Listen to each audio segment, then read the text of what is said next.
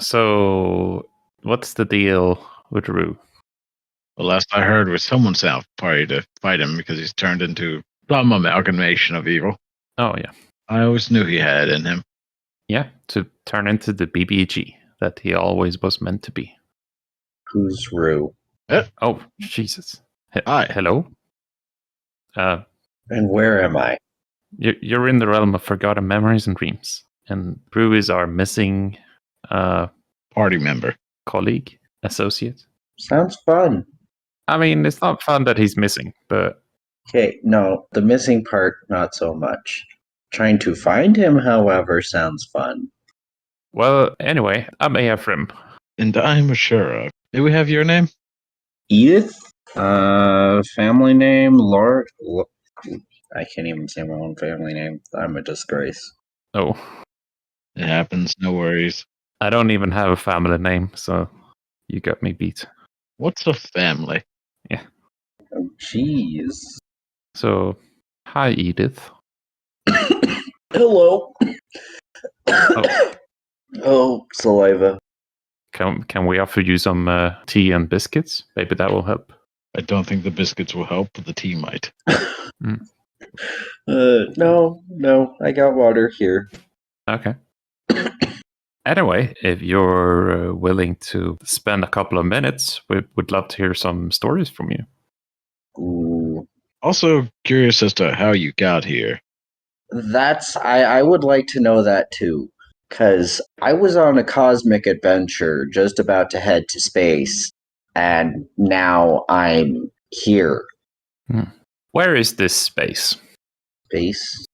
Do you guys not know that beyond the clouds and sky there's a realm called space? It's where the stars reside. It's where the stars exist. It's where magical beings are birthed. We all technically come from there. Well, I don't. I come from another realm. It's true. But yes, I know about space. And Ephraim, do you read that book on space that I gave you? Or did you watch that video? I watched Space Wars. You know what? Close enough. What's a video? To put it bluntly, it's many pictures shown one after another in rapid succession. I would define it as it's like a drama play, but you watch it in a box. Imagine that you could shrink all the actors to no bigger than your thumb, and you put them all in a box. You're just going to make people think there are tiny people on this laptop, aren't you? Tell me there isn't. There aren't. And no, I'm not taking it apart for you. What? I am not taking it apart for you. Those poor actors. So, what you're saying is a video is a captured moment in time from the past that can be replayed in the present? Yeah, you could say that. That's interesting. I want to figure this out. If you answer a few of our questions, I'll happily answer some of yours. Sure. So can you tell us where you come from? I come from a planet called Terra Mortis. Before my kind came there, I was told that it was a very peaceful and had a very magically and technologically advanced society. When my kind got there, pretty much all of the technology was wiped out. Oh, did you cause it? Me personally, no. What me and my party figured out was that there was an underground activist group, whatever they called themselves, trying to get power, and it went not as planned. Now we're trying to stop the byproduct of my species and one other species entering this realm, causing the natural magics from becoming twisted, causing things to evolve in unsightly manners and destroying entire ecosystems. That doesn't sound good. No, it's not. Considering that you could watch a swamp turn into a desert with living trees in matters of weeks, not good at all.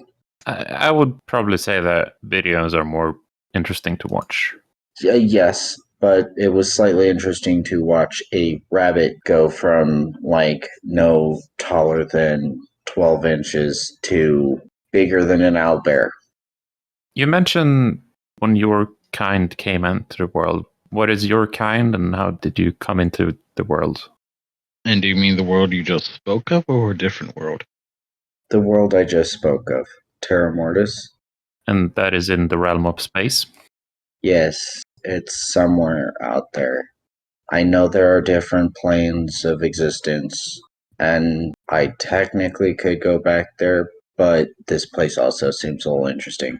The Terra Mortis, well, I'm not necessarily part of the abyssal or demonic races, but the abyssal and demonic races like tieflings, lizard folk. What else do they count as demonic? Knolls? Yeah, gnolls, kobolds, Hmm.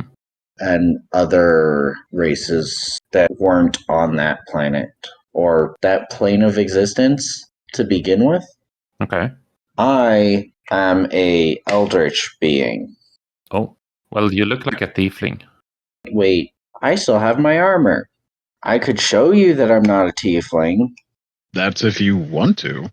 Yeah, it's just that when I do it, people tend to enter a state of manic insanity. Well, I think that's the definition of eldritch horror. Yeah, and I don't know how to quite control that yet. Might be safer to not, although I would love to see it a bit more when you can control it. Yeah. So I was born into a noble tiefling family, but I know my parent isn't of the abyssal race. You were adopted? No. I was physically born in there, but since a eldritch being didn't have enough power in that realm to enter it, I don't know how she did it, but she found a way to have me born from nobility in that realm. Hmm. I just know that when I was born and when I was old enough to understand, they told me that I was blessed by the one true abyssal demon. Okay. Well, that must be nice for you. How did they find that out? My eyes? Your eyes? Yeah, the way they described him is he had gold eyes, but if you look at my eyes closely enough, they're not really gold. They're more of a sun amber yellow. So I can understand how they missed that. The colors are very similar. Yeah, I don't really see the difference. I mean, if it's so similar that people can't tell it apart, then Yeah. what's to say that you're not blessed? I won't sell if you won't. My eyes have helped me get into places that I technically shouldn't have been in, but if people ask, I will tell them that, hey, I'm not technically blessed. Okay. So you're honest with them. Yep, I'm honest to, well, okay, I'm mostly honest. Mostly? Mostly, yeah. If somebody asks me if I'm running a smuggling company, I will say no. Deniable plausibility. I mean, as you should. I am also not running a smuggling company. Oh, hey, maybe we can partner. Don't you start. I've already got enough shit going on in this cave. I mean, my smuggling company reaches vast areas. It goes from the planet I was born on to multiple other planets to multiple planes of existence. It reaches far and wide. Who's to say not another plane of existence can't be touched? Ephraim, don't you dare start. We do not need an interstellar smuggling ring. No. Not yet, anyway. But interstellar smuggling ring, that is mostly lawful in what it smuggles. What's the point of smuggling something if it's lawful? Some places don't want it. The planet I come from is a very weird planet. Ah, Like, there's a country there that believes that all magic shouldn't exist. huh. That magic is a plague on their world. that they need to get rid of. They believe that the true godly power that should be used by everyone is alchemy. So, in order for wizards and sorcerers, witches, warlocks, and all of that to get their mana potions and their component items that they need for their spells so they can work is through my smuggling company, because I saw a need and a demand and I started to fulfill it. Mind you, it started out very slow, as most businesses do. Yeah, I guess. Yeah, but it grew from there. So on that planet, it's a smuggling ring. And on every other planet that believes magic is a plague is also a smuggling ring. But I also have planets where nobody thinks it's bad and it's just a normal business there that I've grown and cultivated into a giant thing that I'm proud of. Well, that's good. So this party that you mentioned, did you meet them through your smuggling? Party? No. I met them in my first 3-4 months of adventuring. I was fighting a owlbear, a very twisted owlbear that I really couldn't get away from because it was much faster than I was at the time. And they came in and helped, and I just kind of followed them because they were a good party and they seemed to care about each other. So why not? They let you tag along. Yep, they let me tag along. Sure, I didn't get pay for the first mission they were on, but that's also because I wasn't there for the Introduction course. yeah. I haven't gone on a quest before. I don't know how those things work. I've tried sending you on them. You just roll over in bed.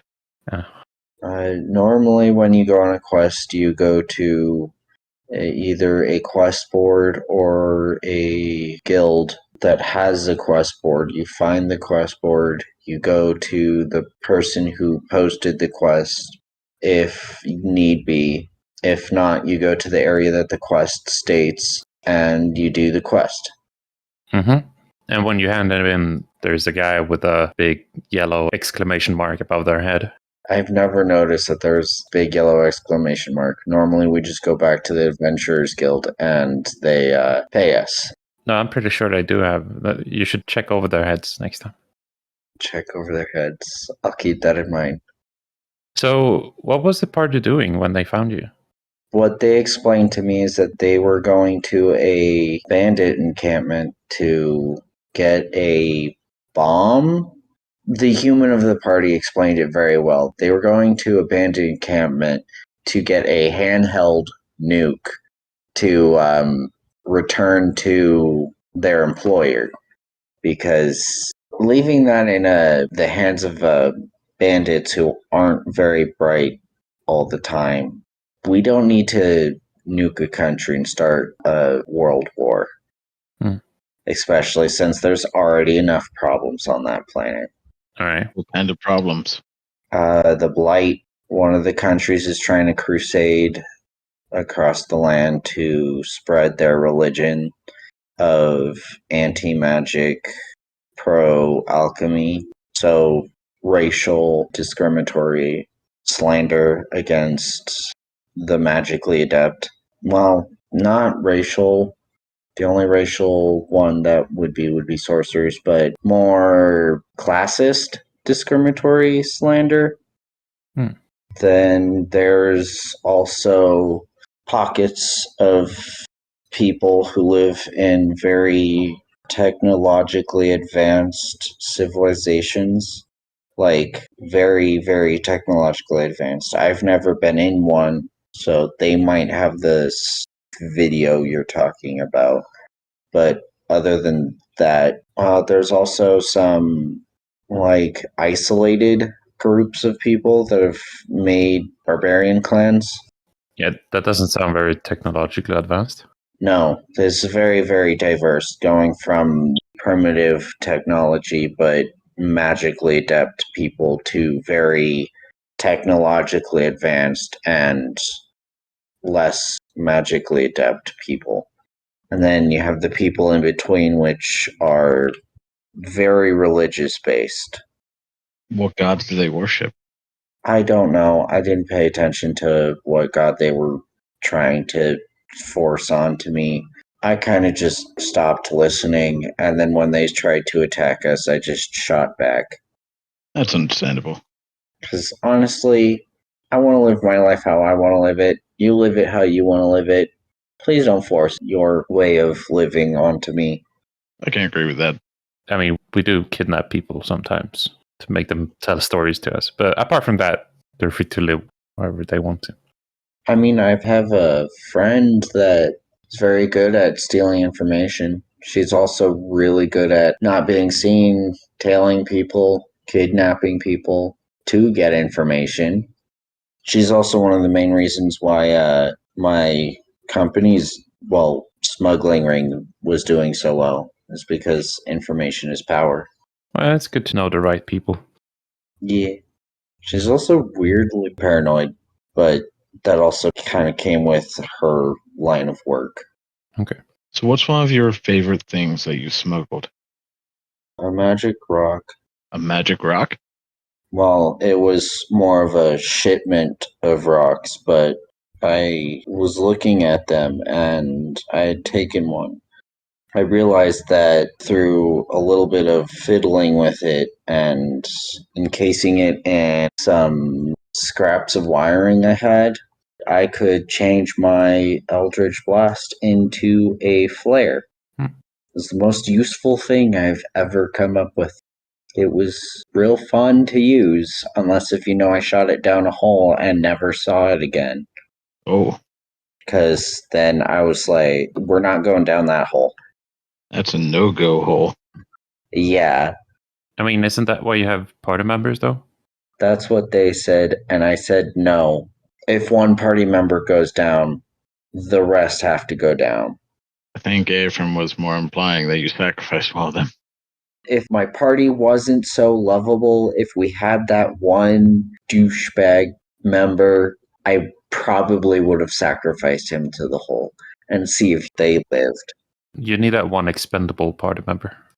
Yeah, but none of them were expendable. All of them were very valuable. Like, they all complemented each other in one way or another.